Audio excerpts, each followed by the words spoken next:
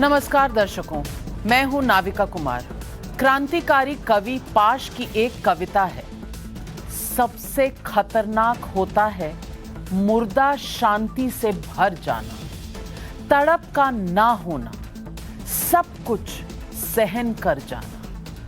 लेकिन सब कुछ सहन करने के खिलाफ अगर आवाज उठती है तो उन्हें बहुत परेशानी होती है जो इकोसिस्टम का एक हिस्सा रहे हैं।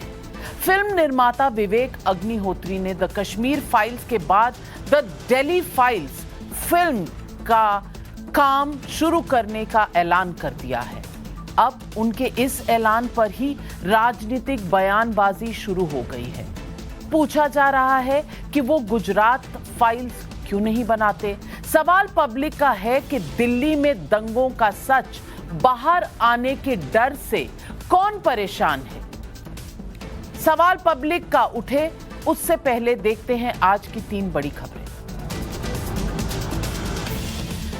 मस्जिदों पर लाउडस्पीकर को लेकर महाराष्ट्र में तनाव बढ़ गया है। पीएफआई ने कहा है कि एक भी मस्जिद लाउडस्पीकर को किसी ने भी हाथ लगाया तो उसे छोड़ा नहीं जाएगा। एमएनएस प्रमुख राज ठाकरे लाउडस्पीकर हटाने का अल्टीमेटम पहले ही दे चुके हैं। गुजरात एटीएस का दावा है कि खंबात में हिंसा के लिए बाहर से पत्थरबाज बुलाए गए थे। 3 कारों में भरूच से पत्थरबाजों को बुलाया गया। इससे पहले आनंद पुलिस ने भी कहा था कि एक मौलवी ने स्लीपर सेल की तरह हिंसा को अंजाम दिया गुजरात में रामनवमी के दंगों में। आज की तीसरी बड़ी खबर, यरूशलेम में अल अक्सा मस्जिद में झड़प हुई है। फिलिस्तीनी संगठनों के मुताबिक इजरायली पुलिस मस्जिद में जबरन घुस गई थी, जबकि इजराइल के मुताबिक वो ईंट पत्थरों को हटाने के लिए गई थी जिससे हिंसा के मकसद से जमा किया गया था। झड़प में 150 से अधिक फिलिस्तीनी घायल हुए हैं।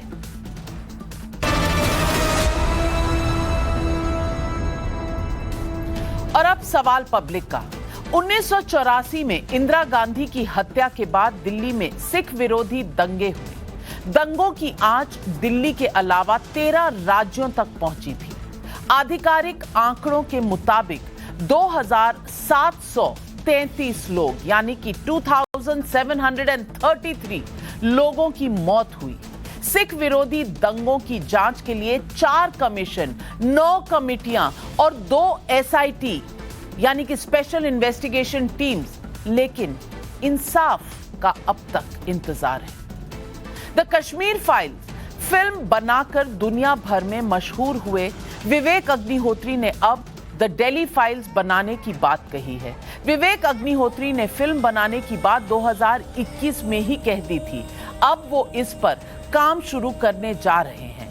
ताशकंद फाइल्स और कश्मीर फाइल्स के बाद द दिल्ली फाइल्स को वो इस सीरीज की बोल्डेस्ट फिल्म बता रहे हैं, जिसकी थीम होगी राइट टू लाइफ।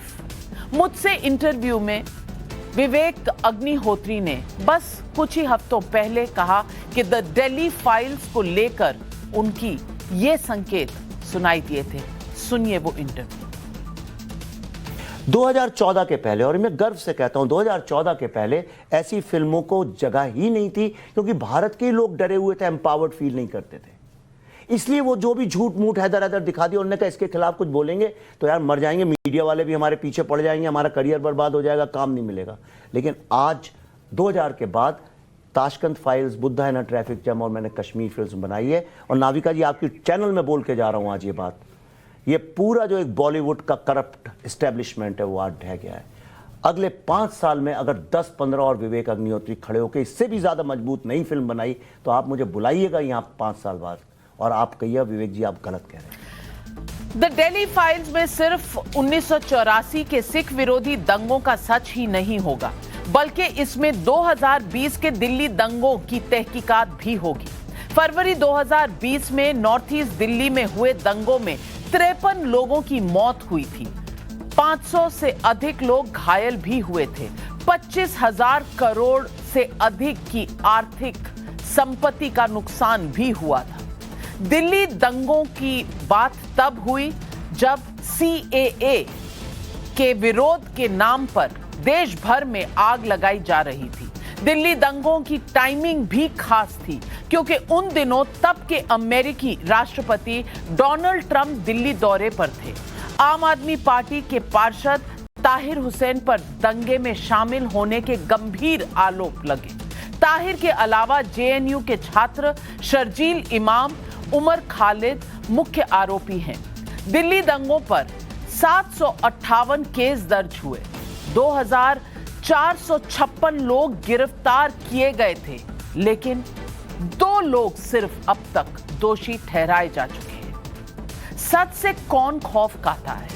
वही ना जो अपराध में शामिल रहा हो, साथ ही वो भी जो उस इकोसिस्टम का हिस्सा हो जिसकी नाक के नीचे ये अपराध हुआ। द दिल्ली फाइल्स फिल्म बनने के महज ऐलान ने राजनीतिक तापमान इस कदर बढ़ा दिया है कि विवेक अग्निहोत्री को चुनौती दी जा रही है कि वो गुजरात फाइल्स क्यों नहीं बनाते।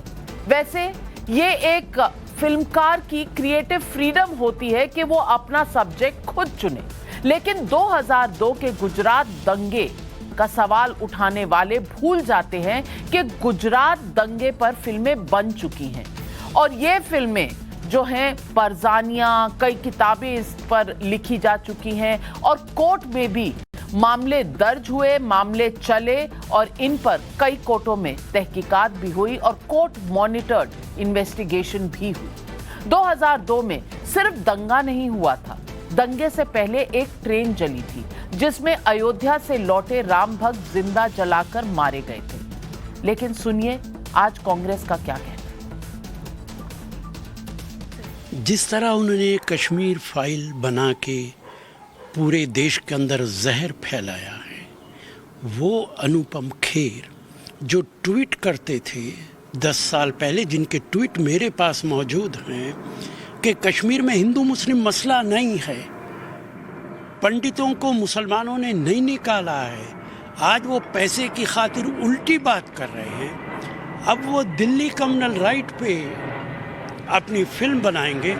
उनसे मैं कहूँगा अगर आप ईमानदार आदमी हैं तो गुजरात के कम्युनल राइट पे भी एक फिल्म बनाइए और उसकी डिटेल्स अगर आपके पास ना हो तो मेरे पास है, मैं दे दूंगा। इसी साल मार्च में कश्मीर फाइल्स की रिलीज ने कई लोगों के नकाब उतारे थे। क्या वैसा ही डर द दिल्ली फाइल्स को लेकर भी है? राजनीतिक वजहों से सिखों को इंसाफ नहीं मिला, ये एक मानी हुई बात है। सिखों के नरसंहार पर तब के प्रधानमंत्री राजीव गांधी का परेशान करने वाला ये बयान सुनवाती हूं जो कोई इंसान शायद कभी भूल नहीं सकता, जो उस दौर में ये सब देख रहा था। सुनिए। इंदिरा जी की हत्या हुई थी तो हमारे देश में कुछ दंगे फसाद हुए। हमें मालूम है कि भारत की जनता के दिल में कितना क्रोध आया, कितना गुस्सा आया और कुछ दिन के लिए लोगों को लगा कि भारत हिल रहा है। लेकिन जब भी कोई बड़ा पेड़ गिरता है तो धरती थोड़ी हिलती है। और अब आज सवाल पब्लिक का यही है। सवाल नंबर 1, विवेक अग्निहोत्री की फिल्म द दिल्ली फाइल्स पर राजनीतिक हंगामा क्यों? सवाल नंबर 2, दिल्ली में दंगों का सच बाहर आने से डर किसे लगता है? सवाल नंबर 3, सिख विरोधी दंगों का सच बाहर आएगा तो इंसाफ मिलेगा कि नहीं?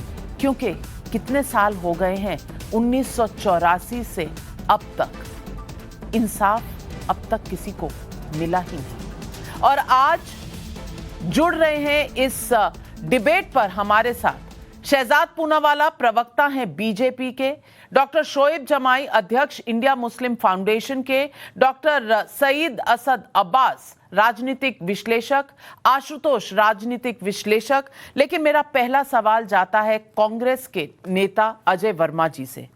अजय वर्मा जी, मैं नहीं जानती राशिद अल्वी जी कितनी किताबें पढ़ते हैं और कितनी फिल्में देखते हैं, लेकिन अगर मैं गिनाने शुरू करूं तो आपको ये किताबें बता सकती हूं। Gujarat riots, the true story, Gujarat files, book by Rana Ayyub, between memory and forgetting by Harsh Mander, fear and forgiveness by Harsh Mander, communal violence, forced migration and the state, reconciliation in post Godhra Gujarat, Gujarat the making of a tragedy, the anatomy of hate, keeping the peace, special differences in Hindu Muslim violence in Gujarat in 2002 by Raheel Dhattiwala. ये list मैं आपके लिए पढ़ती जाती हूं जितनी किताबें आई हैं गुजरात राइट्स पे। और फिल्मों की बात करें तो परजानिया आई थी 2007 में, चांद बुझ गया 2005 में, फिराक 2008 में नंदिता दास की मल्टी स्टारर डेब्यू फिल्म थी डायरेक्शन में, और काइपोचे 2013 की। ये सारी फिल्में गुजरात राइट्स पर बन चुकी हैं।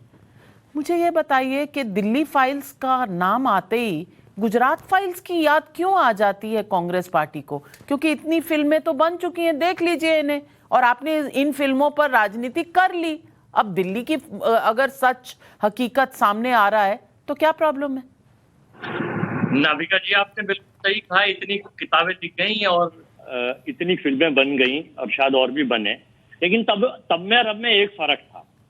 जब ये 8, 9, 10, 11, 12, 13 तब नरेंद्र मोदी प्रधानमंत्री नहीं थे, विश्व गुरु साहब हमारे देश के प्रधानमंत्री नहीं थे, और देश में ये माहौल नहीं था जो इस वक्त कैप्चरिंग माहौल है। पूरे देश में अघोषित कर्फ्यू टाइप लगा हुआ है, जिस तरह से जर्मन का हाल था।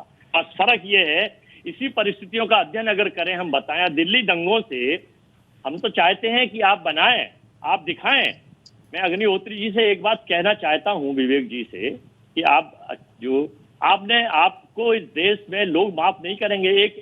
एक जो सीक्वेंस है, एक जो टीम है, वो तो आपको बहुत चाहेगी, लेकिन जो सरकार थी विश्वनाथ प्रताप सिंह की, जो समर्थन था 85 सांसदों के साथ अटल जी का और आडवाणी जी का, उस वक्त आपने उनको इंगित और चिन्हित नहीं करा, उनको कोई दोषी करार नहीं दिया।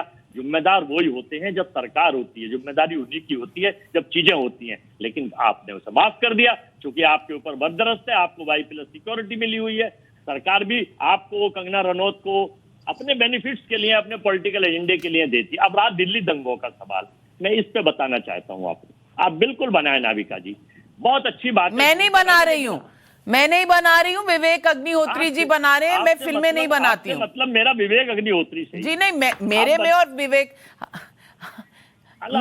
मेरे से आपका मतलब विवेक अग्निहोत्री है, ये कैसे आपने कह दिया? ये समझ लीजिए, नहीं वो बना है, लेकिन उसमें मैं चाहता हूं कि अगर उन्हें कुछ फैक्ट्स चाहिए दिल्ली के, तो वो एक्चुअल में फैक्ट्स लेकर और एक उस एजेंडे को ना चलाएं, उसे दिखाएं। और हम चाह रहे हैं कि 2014 के बाद के 2022 तक के भारत के ऊपर भी, मैं इस ओपन आपके टीवी चैनल पर देश के उस फिल्म इंडस्ट्री से अनुरोध करना चाहता हूं कि जिसको सारे को इन्होंने करप्ट कह दिया अभी थोड़ी देर पहले अपने एक इंटरव्यू में, जो आपके चैनल को दे दिया, कि मैंने किस तरह से उसको मीडिया उसमें फिल्मी लाइन के लोगों को, कि 22 के बाद जो देश के सारे हंगर इंडेक्स के ऊपर, हैप्पी इंडेक्स के ऊपर, भूखमरी के ऊपर, रोजगार के ऊपर, बेरोजगारी के ऊपर, भाईचारे के ऊपर, हिजाब के ऊपर, मस्जिद के ऊपर, लाउड स्पीकर के ऊपर, हिंदू मुस्लिम के ऊपर, हिंदुस्तान पाकिस्तान के ऊपर, ये जो वर्तमान में सारे मुद्दे हैं, जो मेन मुद्दों से हट, जिनको ढक दिया जा रहा है कि देश के हालात का ऋण कितना बढ़ गया है, सारे हमारे जो इंस्टीट्यूशन से प्राइवेट किए जा रहे हैं, रेलवे स्टेशन, ट्रेन सब बेचे जा रहे हैं, इन पर भी एक पिक्चर बनाने का काम करें।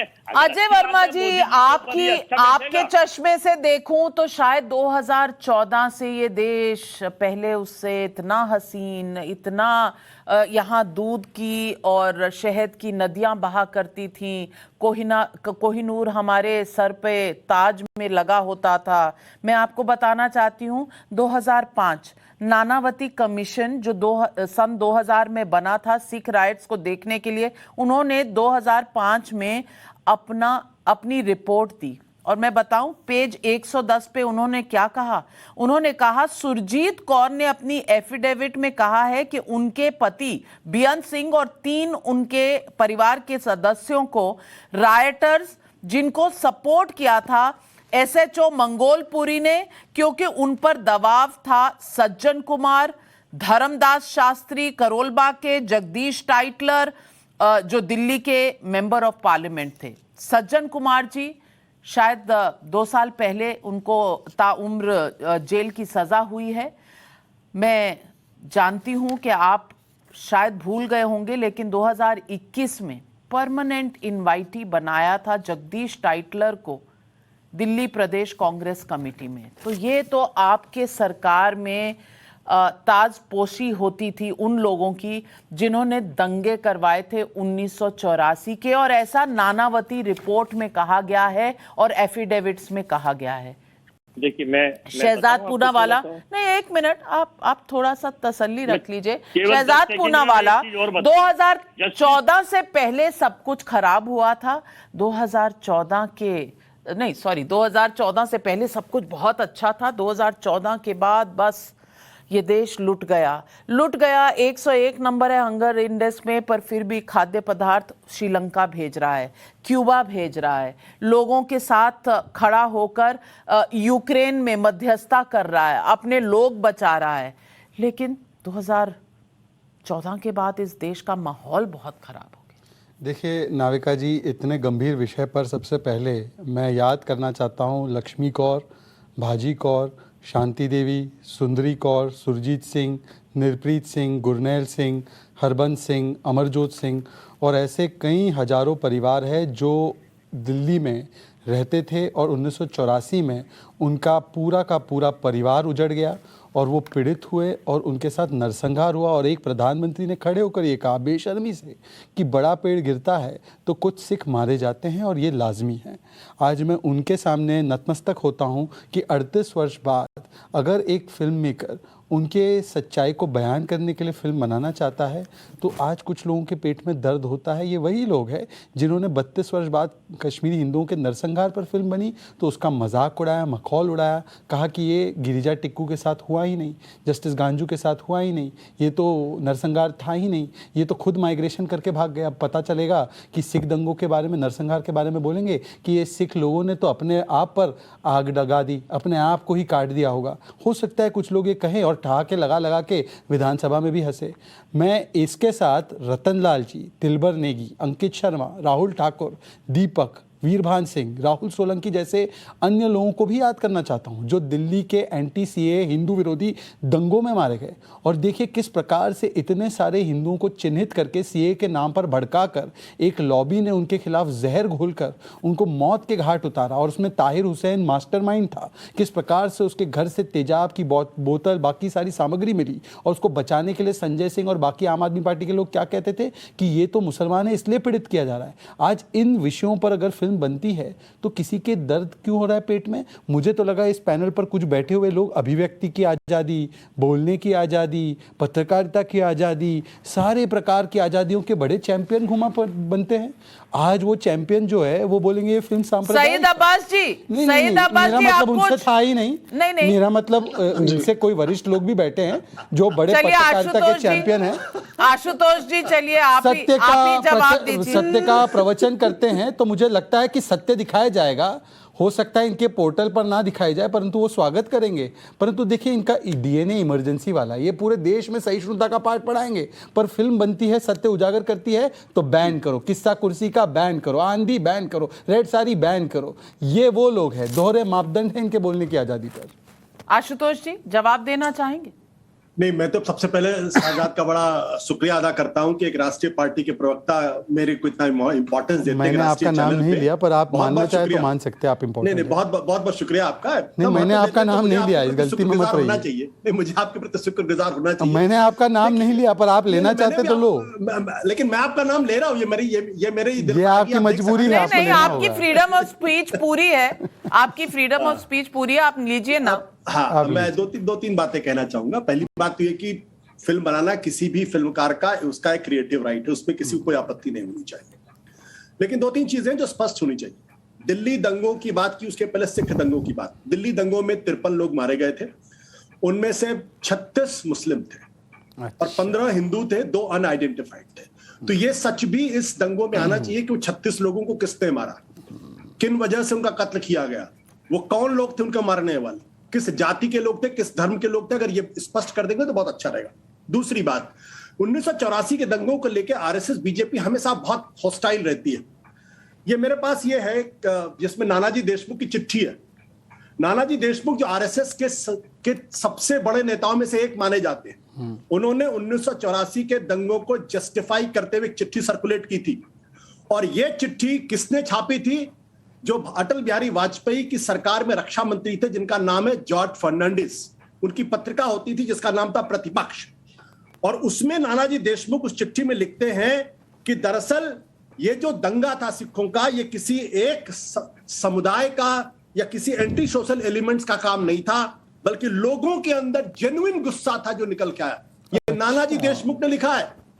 और उसी दंगे को लेकर बीजेपी आरएसएस लगातार राजनीति करती है। तो क्या नानाजी देशमुख को भी उसी तरीके से आप डिस्क्रेडिट करेंगे? चलिए आशुतोष जी, आप अगर समझते हैं कि इस मुद्दे पर नानाजी देशमुख को कोट करके आपको कोई बहुत बड़ा पॉलिटिकल पॉइंट, मैं आपको सिर्फ ये सिस्कियां, एक मिनट आशुतोष जी, मैं आपको पीड़ित दंगों से जो परिवार हैं उनकी सिस्कियां सुना देती हूँ, जो शायद आप अपने राजनीतिक तर्क वितर्क में भूल गए हो। सुनिए, पहले सुनिए आशुतोष जी। हम तो उनका तो बहुत बहुत धन्यवाद करेंगे कि वो पिक्चर बनाएंगे और आने वाली पीढ़ी वो भी देखेगी हमारी भैया हमारे साथ क्या हुआ। बाहर देशों परदेशों में बैठे वो भी देखेंगे कि ऐसी ऐसी बहनों के एक तरफ तो आदमी मारे जा रहे, दूसरी तरफ बहनों को नंगा करके ले जा रहे, किसी की इज्जत लूट रहे, किसी का क्या हो रहा है, पैर रखने की जगह नहीं थी, उधर आदमी तड़प तड़प के मर रहे हैं कि ये क्या हो रहा है, हमें तो मार रहे हैं, हमारे बच्चों के साथ क्या हो रहा है। बहुत कुछ होया है वैसे तो ये हम देख देख के तो हम तो खुद ये हो गए कि हम लोग कहते भूल जाओ, अब 28 साल हो गए तो भूल जाओ, हम जिंदगी में नहीं भूल सकते, हमारे 7 पीढ़ी भी नहीं भूलेंगी 84 को। मैं अपनी बात और कह लूं अनामिका जी, इस चिट्ठी में नानाजी देशमुख इस चिट्ठी में लिखते हैं, चिट्ठी की बात कर रहे हैं, नहीं, आप फिर चिट्ठी की बात कर रहे हैं। आपने इनकी सिस्कियां सुनी जो 38 सालों से कह रहे हैं कि हमारे दंगों में हमारे बच्चों के साथ, बहनों के साथ, हमारी औरतों के साथ क्या हुआ है, किस तरह लोग निकाल के जलाए गए थे। आप फिर नानाजी देशमुख, मैं आशुतोष जी, इस बात ये जस्टिफाई नहीं हो सकता कि नानाजी देशमुख ने ऐसा एक लेख में लिखा था तो बीजेपी गलत है, लेकिन कांग्रेस आपके मुंह से कांग्रेस के बारे में एक लफ्ज नहीं निकलता है, आपके मुंह से कांग्रेस के बारे में एक लफ्ज नहीं निकलता है। आप नानाजी देशमुख को लेकर आरएसएस और बीजेपी पे तंज कस रहे हैं। आप शब्द नहीं निकलता। नहीं, मैं एक सेकंड में इसका जवाब देना चाहता हूँ, इनको बोल लेने दीजिए, मैं इसका जवाब देता हूँ। नानाजी देशमुख ठीक है, मैं इसका जवाब देता हूँ। एफआईआर दर्ज करेगी अगर सिखों को, ठीक है, मैं इसका जवाब देता हूँ। इन्होंने बात रखी। आप सुरजीत कौर, बलबीर कौर, बेअंत सिंह और इनकी सिस्कियां नहीं सुन सकते। आपके कान पर जूं तक नहीं देंगी। मैं इसका ये जवाब वही देश है दर्शकों, ये वही देश है जहां 32 साल कश्मीरी हिंदू रोते रहे, उनका सच सुनने के लिए कोई तैयार नहीं था, उनके साथ खड़े होने के लिए कोई तैयार नहीं था। और फिर आई एक फिल्म द कश्मीर फाइल। अब सिर्फ महज चर्चा हुई है कि द दिल्ली फाइल्स आएगी, तो आज अरे भाई मैं तो कह रहा हूं नानाजी देशमुख सिखों के आंसुओं पर रौंद कर चलने वाले आप कह रहे हैं ये बीजेपी का एजेंडा है, ये बीजेपी का एजेंडा। मैं इसका पर सम्मानपूर्वक जवाब देना चाहता हूं। आशुतोष ने एक बड़ी पॉइंट को रखा है। आशुतोष जी, मैं कहना चाहता हूं, ठीक है आशुतोष जी, मैं एक प्रवक्ता होने के नाते आपका जवाब देना चाहता हूं। ठीक है आशुतोष जी, आप रिपीट कर, नहीं मुझे मैं नाविका जी मैं आग्रह करता हूँ, कहा बड़ा पेड़ गिरता है तो धरती हिलती है। नाविका जी मैं जवाब देना चाहता हूँ, मुझे देने दीजिए। वो नहीं याद आता, इसको छोड़ दीजिए। वो नहीं याद आता आशुतोष जी को नानाजी देशमुख मैं जवाब देना चाहता हूँ इस बात का।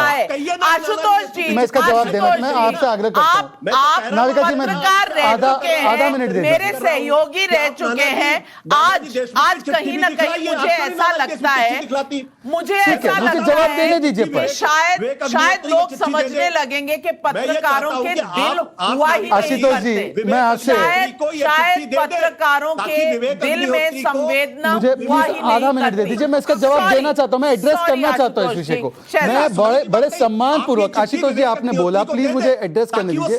ठीक है आशुतोष जी, प्लीज 30 सेकंड। ठीक है सच्चाई का अगर इतना ही शौक था तो 38 साल पहले जी मुझे देख दीजिए ना 30 सेकंड। इनके राइट्स के लिए लड़ा क्यों नहीं? आज तक किसी को इंसाफ नहीं मिला, वो आपको नहीं दिखता है। आज आप दुनिया को और देश को दिखाना चाहते हैं कि सत्य क्या है। मुझे 30 सेकंड सत्य क्या है?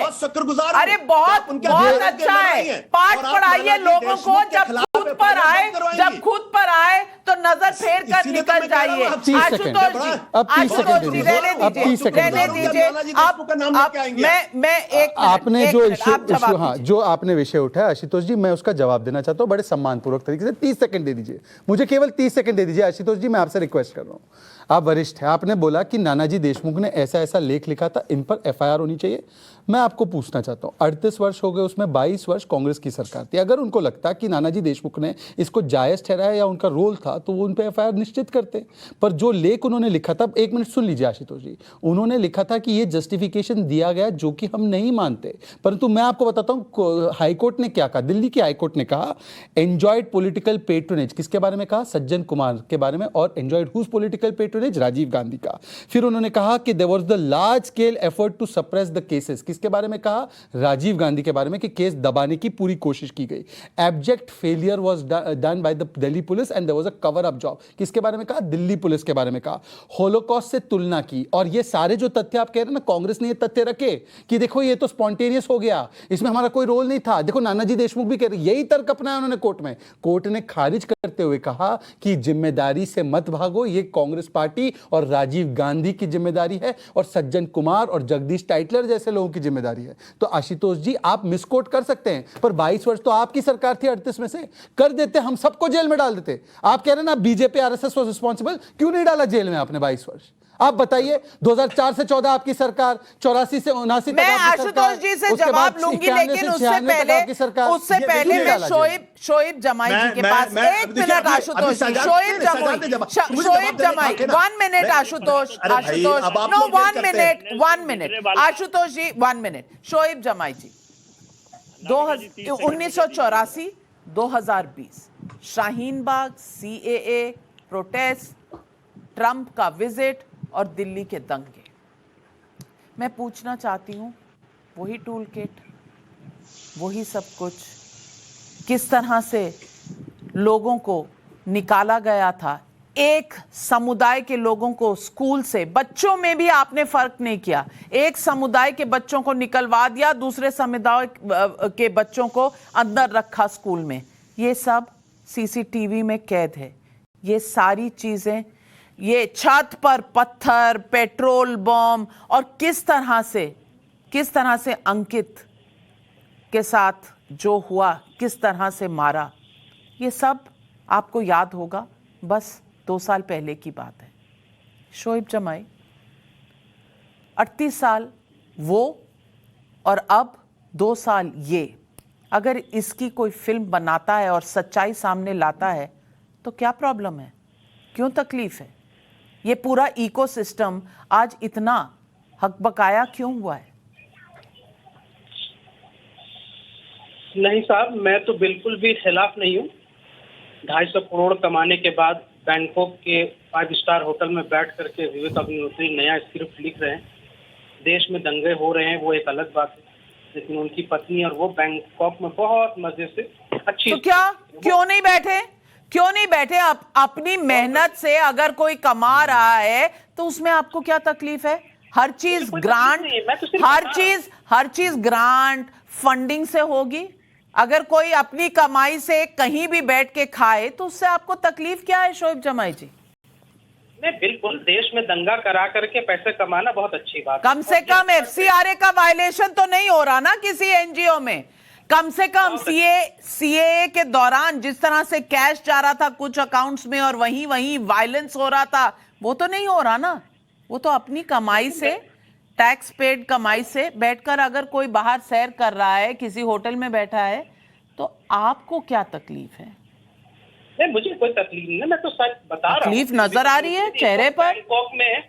बैंकॉक में मसाज करवा रहे हैं बहुत अच्छे से, और बैंकॉक में ही बहुत कुछ चल रहा है, और देश के बाकी गरीब हिंदू तो यहाँ पे दंगाई बन चुका है, मस्जिदों में चल रहा है, अच्छा है।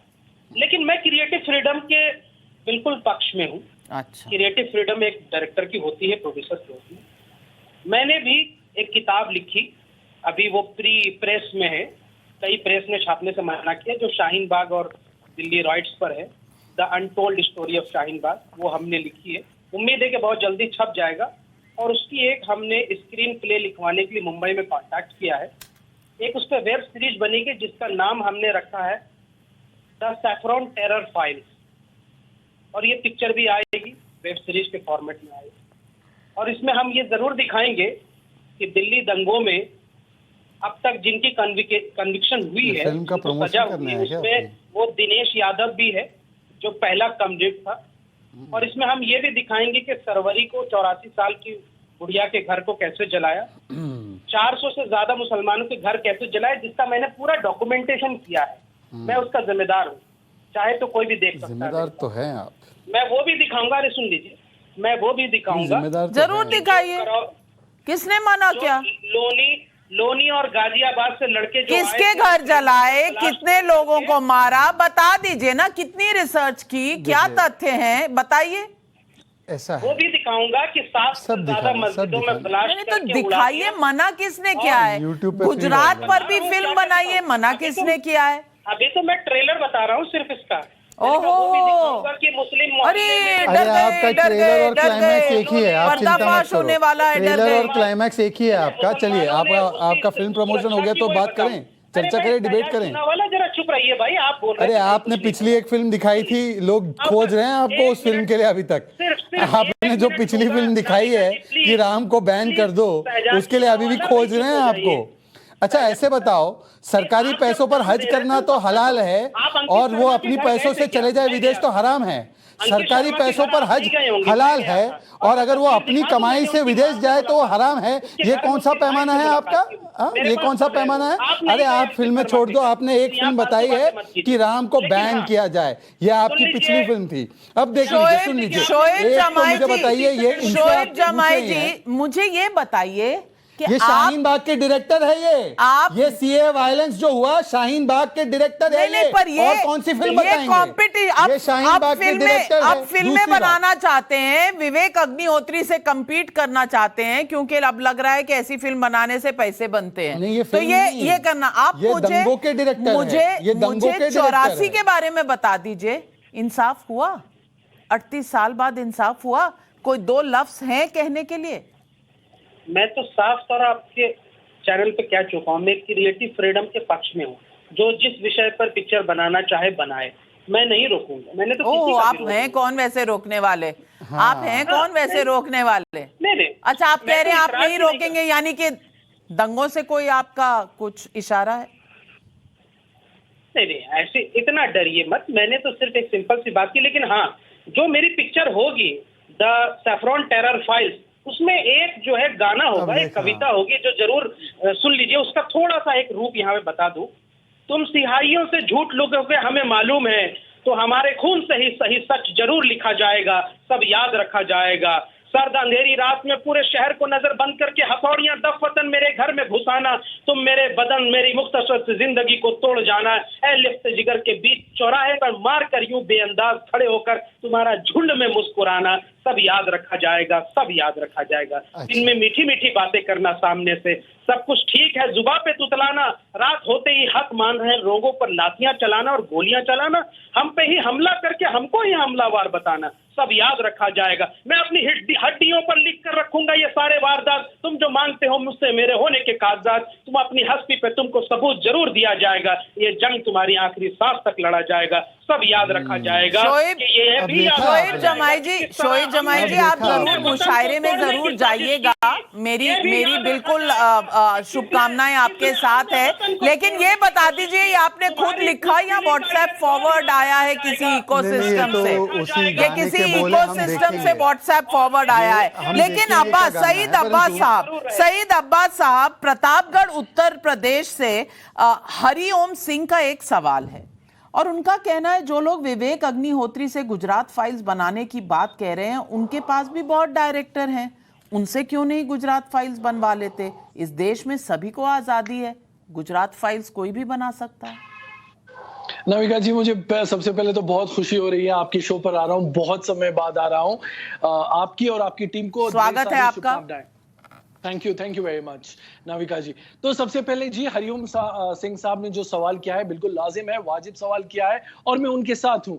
और उन्होंने ये भी बता दिया है कि एक डिफरेंशिएशन बता दिया है कि विवेक अग्निहोत्री एक तरफ है और हमारी तरफ कोई डायरेक्टर है। लेकिन मेरा सीधा सवाल जाता है, जो मेरे बहुत खास दोस्त हैं जो शहजाद पूनावाला जी हैं, वो अगर आप उनका पैटर्न देखेंगे तो दिल्ली राइट्स में उन्होंने सिर्फ हमारे हिंदू भाइयों का नाम लिया लेकिन मुसलमान भाई का नाम नहीं लिया। हालांकि हम जानते हैं दोनों तरफ हमारे भाई लोग मरे थे। मेरे पास 53 लोगों की लिस्ट है, अगर आप चाहें तो मैं 53 नाम पढ़ दूं। बिल्कुल है, बिल्कुल वो भी बताता हूँ क्यों लिया। ये 53 उसमें अरशद रजा भी है, नरेश सैनी भी है, अगर मारूफ अली है, बब्बू है तो आलोक तिवारी भी है, दीपक है तो फिरोज है, दिनेश है तो जमीर है, वीरबान है तो विनोद कुमार है, सुलेमान भी है, परवेज भी है। आप क्या साबित कर रहे हैं? मैं बताता हूं। बिल्कुल नाविका जी, मैं आपका शुक्रगुजार हूं। आपने 30 मिनट के बाद आए हूं डिबेट पे। शहजाद मेरे भाई बात कर लेने दीजिए प्लीज, थैंक यू। तो शहजाद भाई, आपसे कोई कह भी नहीं रहा है, मैं नाविका से कह रहा हूं। अंकित सक्सेना का नाम लिया, दूसरे नाम क्यों मुंह से निकलता नहीं क्या? अंकित शर्मा, तो कभी डिबेट पे भी थोड़ा अच्छे से बात कर लीजिए। दूसरी बात, अंकित शर्मा का आपको नाम याद नहीं है ना? वही तो मैं बता रहा हूं। याद नहीं है अंकित शर्मा को अंकित सक्सेना बोलते हैं दूसरों पर, इसीलिए तो इसीलिए मैंने नाम लिया। आपको याद नहीं, नाविका जी, याद खुद को नहीं। नाविका जी, मैं आपको बताता हूं, मुझे बता दीजिए, किसी दीपक का नाम याद है, किसी अंकित शर्मा का नाम याद है? नाम याद नहीं और दूसरों पर उंगलियां उठा रहे हैं। इनके लबों पर केवल अखलाक का नाम है, इनके लबों पर केवल पहलू कांत का नाम है और इसीलिए मैंने उन लोगों का नाम लिया क्योंकि इनके इकोसिस्टम ने पूरे समय ये नैरेटिव बनाया कि ये मुसलमानों पर हमला हिंदुओं ने किया। इन्होंने ये नैरेटिव बनाया कि दिल्ली दंगों में केवल मुसलमान मारे गए और मारने वाला हिंदू था और इसीलिए ये सच बाहर आया। अगर दिल्ली एक्सपोज करूंगा इस आदमी को, सच बाहर आएगा और इसीलिए होती है। नाविका जी, मुझे मैं एक्सपोज कर दूंगा इस आदमी को, इसलिए मुझे बात करने नहीं दिया जा रहा है। नहीं है तुम्हें। नाविका जी, आप फेयर एंकर हैं। नाविका जी, आप फेयर एंकर हैं। एक मिनट, सच्चे एंकर हैं। मुझे बात करने दीजिए नाविका जी। आप बात ही करें, आप 30 सेकंड, क्योंकि पब्लिक के सवाल है और पब्लिक बॉस होती है। मैं पब्लिक के सवाल पर जाना चाहती हूँ। अब्बास साहब, शुक्रिया नाविका जी। 30 सेकंड। तो दिल्ली फाइल्स पे बिल्कुल मूवी बनानी चाहिए। और जो मेरा सवाल है मोदी जी पे, कि परजानिया को जब मोदी जी चीफ मिनिस्टर थे गुजरात के, बैन क्यों नहीं किया गया?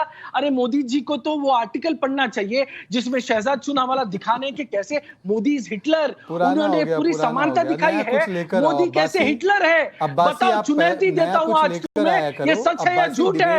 ये आदमी, ये दल बदलू आदमी जो मोदी को हिटलर बताता है, आज भाजपा का प्रवक्ता, ये कहानी पुराने लेखों की नहीं है मेरे भाई, ये कहानी पुरानी लेखों की नहीं है, ये कहानी है, ये कहानी नहीं है, ये हकीकत है। ये एक मिनट नहीं, शहजाद पूनावाला, मैं एक मिनट, ये कहानी नहीं है, ये हकीकत है उनकी, जिन्होंने अपने खोए हैं और 1984 में खोए हैं। अजय वर्मा जी, मैं बिल्कुल आपके पास आ रही हूं और पब्लिक के सवाल लेकर आपके पास आ रही हूं। दिवाकर मिश्रा वाराणसी से, विजेंद्र ठाकुर रायपुर से सवाल पूछ रहे हैं। आइए सुनते हैं उनके सवाल।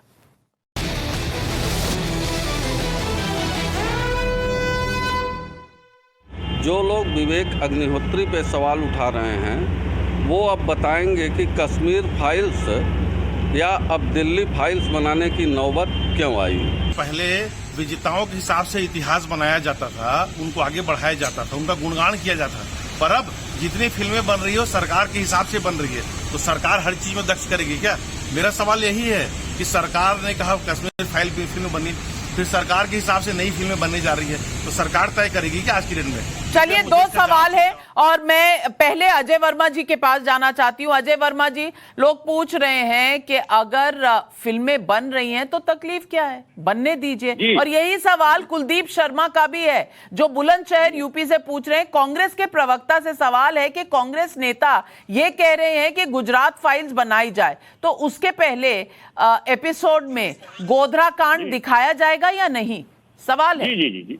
देखिए, आपको ये भी तो पता चलना चाहिए विवेक जी को कि उग्रवादी धार्मिक नेता जनरल सिंह भिंडरेवाला ने जब 165 हिंदुओं का सामूहिक नरसंहार करके वहां मार दिए गए, जिसमें 39 सिख भी थे, तो ऑपरेशन ब्लू स्टार के दौरान जब इंदिरा जी ने देश हित में, हिंदुओं के हित में कहा कि भाई ये ऑपरेशन करिए और उस धार्मिक स्थल से इसे निकालिए, तो उसका मर्डर हुआ। उसके गुस्से में लोगों में आक्रोश था कि 2 सिखों ने ही इंदिरा जी की देश के प्रधानमंत्री जैसे पद पर बैठी हुई उस आयरन लेडी की, जिसने बैंकों का राष्ट्रीयकरण किया, जिसने देश में एक नई लड़ाई पाकिस्तान के 2 टुकड़े करके बांग्लादेश बनाया, हिंदुओं की रक्षा करी और उस लेडी को मार दिया। उस आक्रोश में लोगों ने अगर सिखों का वहां किया है, इसके उसमें आया, तो कांग्रेस की उसमें क्या गलती थी? एक प्रधानमंत्री जैसे संवैधानिक पद पे बैठे हुए लोगों को मार दिया गया और जनरल सिंह भिंडरेवाला जैसे धार्मिक, आप भिंडरेवाले पे जा रहे हैं।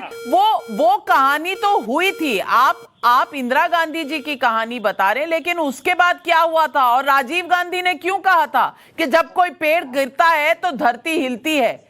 लोग मर गए, कत्लेआम हो रहा था दिल्ली में और 13 राज्यों में, उसके बारे में एक शब्द नहीं है आपके पास, एक शब्द नहीं है। और आज 38 साल इंसाफ नहीं हुआ, कोई न्याय नहीं मिला और आपके लोग परमानेंट इनवाइटी बनते जा रहे हैं। आपके कई कमिटीज में, आपके दिल्ली प्रदेश कांग्रेस कमेटी में, उसके बारे में कुछ नहीं कहेंगे। रिपोर्ट पर रिपोर्ट, कमेटी पर कमेटी, कमीशन पर कमीशन, सब कुछ हुआ लेकिन इंसाफ नहीं हुआ। जगदीश टाइटलर आज भी बैठे हुए हैं और 2021 में उन्हें इनवाइट किया जा रहा है। लेकिन सवाल आपसे भी पूछा है पब्लिक ने कि क्या अब राजनीति फिल्मों के द्वारा होगी? क्या सरकार अब फिल्में बनाया करेगी? हाँ, पहले नाविका जी, मैं आपके इस जनता के सवाल का जवाब दूंगा और दूसरा विषय में अजय जी ने जो बात रखी उसका जवाब दूंगा। सरकार अगर फिल्म बना लेती है, मान लीजिए, हालांकि ये पल्लवी जोशी आप ही की तरह एक स्वतंत्र महिला जो प्रोड्यूसर है, उसने अपना पाई इकट्ठा करके एक फिल्म बनाई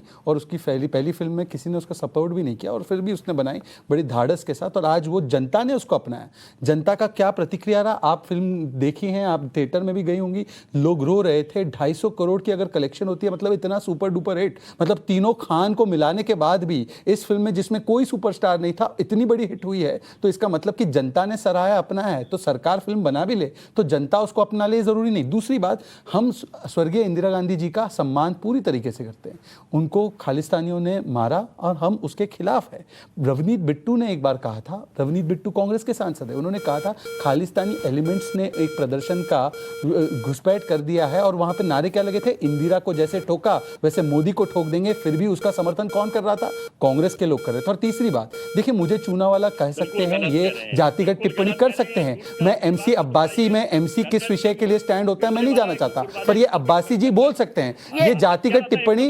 वो चूना वाला कहकर अगर उनको लगता है वो बड़े होते हैं तो मैं उनका स्वागत करता हूं। चूना लगाना ना जातिगत रूप से कोई गलत काम है और ना मैं उसको बुरा मानता हूं। की बात कर रहे हैं, हम न्याय की बात कर रहे हैं। 1984 के दंगों में जिनके घर भस्म हो गए, आशुतोष जी, मैं आपसे फिर पूछना चाहूंगी, उनकी सिसकियां सुनिए, उनकी न्याय की मांग सुनिए।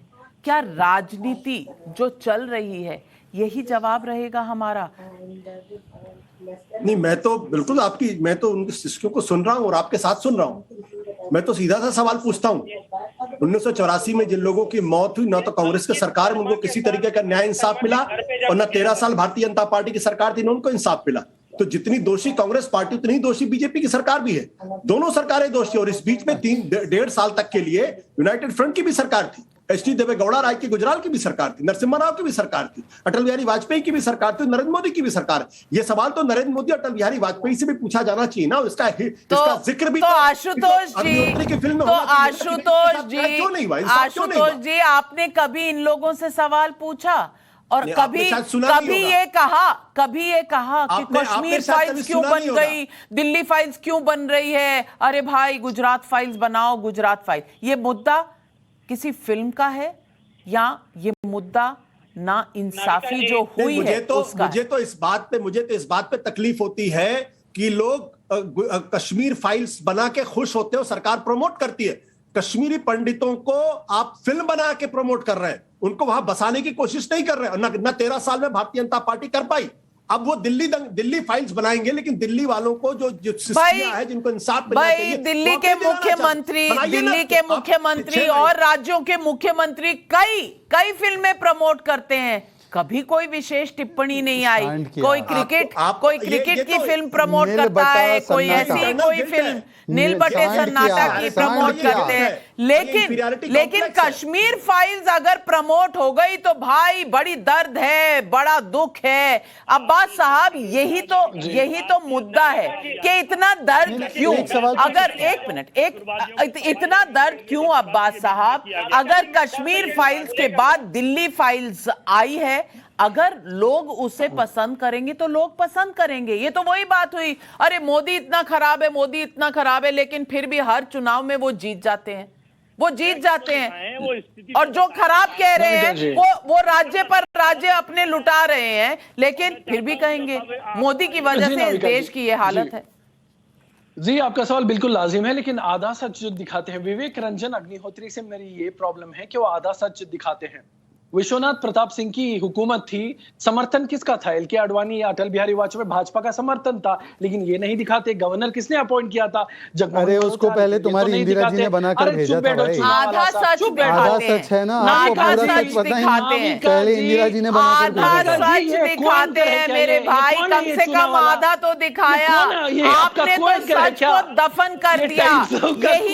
यही तो सवाल है आज पब्लिक का कि सच को दफना क्यों रहे हो? अगर कश्मीर फाइल्स बनी और लोगों को लगा कि उनके जज्बातों पर बनी है और आज वो न्याय के लिए अगर खड़े होंगे तो उनके हाथ मजबूत होंगे, तो इस इकोसिस्टम को होती है बहुत तकलीफ। और अगर दिल्ली फाइल्स की बस महज बात ही होती है, सिर्फ ऐलान होता है, तो कपकपी सी मच जाती है।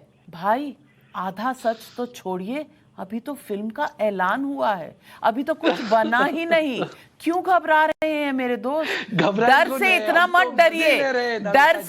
मत डरिए कि आप इतने डर जाएं कि जो लोगों पर जख्म लगे हैं और जो 38 सालों से ये जख्म अपने सीने पर लेकर चल रहे हैं, उनके जख्मों की तरफ आप देखना भी भूल जाएं। सच जरूर कहा जाना चाहिए, सच जोर से कहा जाना चाहिए, क्योंकि सच से इंसाफ का रास्ता खुलता है। आधा सच, पूरा सच, पौना सच, कितने किलो सच, कितने किलो झूठ, इस उलझन में क्यों फंसी है एक इकोसिस्टम? क्योंकि सच चुभने लगा है। द कश्मीर फाइल्स, कश्मीर नरसंहार के 32 साल बाद यह film I. The Delhi file अगर 2022 में आ गई तो भी सिख विरोधी दंगों के 38 साल हो चुके होंगे। इसलिए ये और भी जरूरी है कि द दिल्ली फाइल्स के जरिए सही सिख विरोधी दंगों का सच बाहर आए। सिख विरोधी दंगों में कांग्रेस के कई बड़ी नेता कटघरे में खड़े हुए हैं, लेकिन बचते चले जा रहे हैं। चाहे वो जगदीश टाइटलर हो, सज्जन कुमार जैसे कांग्रेस नेताओं को राजनीतिक संरक्षण भी मिला है। द कश्मीर फाइल्स और द दिल्ली फाइल्स जैसी फिल्में राजनीतिक चेहरों से नकाब उतारती हैं, इसलिए ऐसी फिल्में सिस्टम को सुधारने की एक पहल कही जा सकती है। हाँ, मैं ये नहीं कहती कि द कश्मीर फाइल्स और द दिल्ली फाइल्स ही सच बताएंगी, क्रिएटिव फ्रीडम सबके पास है, हर एक को सच कहने के लिए आगे आना चाहिए, और जब सच कहा जाए तो वो जजमेंट जनता का है। जनता किस सच को मानती है और किस सच को ठुकराती है, ये जनता के हाथ में है, और जनता जो कहती है वो ही होता है फाइनल वर्डिक्ट। क्योंकि ये जो जनता है, ये जो पब्लिक है, ये सब जानती है ये परेशानी किसको क्यों हो रही है, ये भी समझती है। तो आना चाहिए सच सामने, चाहे वो फिल्म में हो, चाहे वो न्यूज में हो, या फिर किसी किताब में हो। सच से परहेज क्यों कर रहे हैं, यही है मेरा नजरिया। आज सवाल पब्लिक का शो पर मेरे साथ जुड़ने के लिए आपका बहुत बहुत धन्यवाद। आपसे लेती हूं इजाजत। बहुत एहतियात बरतेगा, नंबर बढ़ रहे हैं कुछ कोविड के, लेकिन फिलहाल जाइएगा मत, क्योंकि आ रहे हैं छोटे से ब्रेक के बाद न्यूज की पाठशाला लेकर सुशांत सिंह।